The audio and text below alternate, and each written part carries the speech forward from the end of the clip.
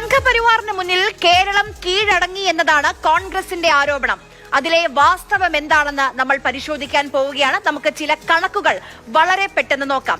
അതായത് PM ശ്രീ പദ്ധതിയുടെ fund വിഹിതവുമായി ബന്ധപ്പെട്ട് നമ്മുടെ പാർലമെന്റിൽ സമർപ്പിച്ച ചില കണക്കുകളിലേക്കാണ് നമ്മൾ ആദ്യം നോക്കാൻ പോകുന്നത്. നമ്മുടെ തൊട്ടടുത്ത അയൽ സംസ്ഥാനമായ കർണാടകയിലെ കണക്കുകളാണ്. കോൺഗ്രസ് ഭരിക്കുന്ന സംസ്ഥാനമാണ് കർണാടക എന്ന് ഓർമ്മിപ്പിക്കേണ്ടതില്ലല്ലോ. കർണാടകയ്ക്ക് 2023-2024 വർഷത്തിൽ PM ശ്രീ അലോക്കേഷനിൽ കിട്ടിയത് ഈ കാണുന്നത് പോലെ 26.4 കോടി രൂപയാണ്. അത് കഴിഞ്ഞ് തൊട്ടടുത്ത വർഷം, അതായത് 2024-2025 വർഷത്തിൽ, അതായത് ഈ നടപ്പ് വർഷം കർണാടകയ്ക്ക് കിട്ടിയത് 31.4 കോടി രൂപയും. ഈ രണ്ടും നമ്മൾ കണ്ടത് 2 വർഷത്തെ കർണാടകയ്ക്ക് PM ശ്രീയിൽ കിട്ടിയ കണക്കുകളാണ്. ഇനി നമുക്ക് അടുത്ത സംസ്ഥാനം നോക്കാം. അത് തെലങ്കാനയാണ്. തെലങ്കാന കോൺഗ്രസ് ഭരിക്കുന്ന സംസ്ഥാനമാണെന്ന് വീണ്ടും ഓർമ്മിപ്പിക്കേണ്ടതില്ലല്ലോ. 2023-24 കണക്ക് നോക്കൂ.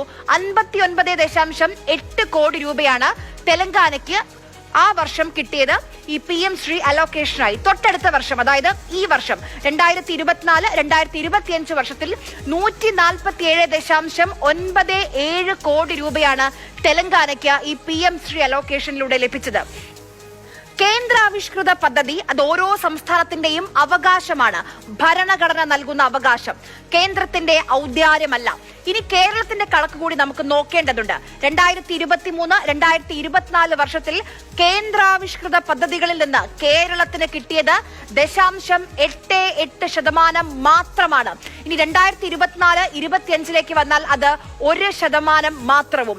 വിവേചനത്തിന്റെ ആഴം ഈ കണക്കുകൾ തന്നെ നമ്മളോട് പറയുന്നുണ്ട്.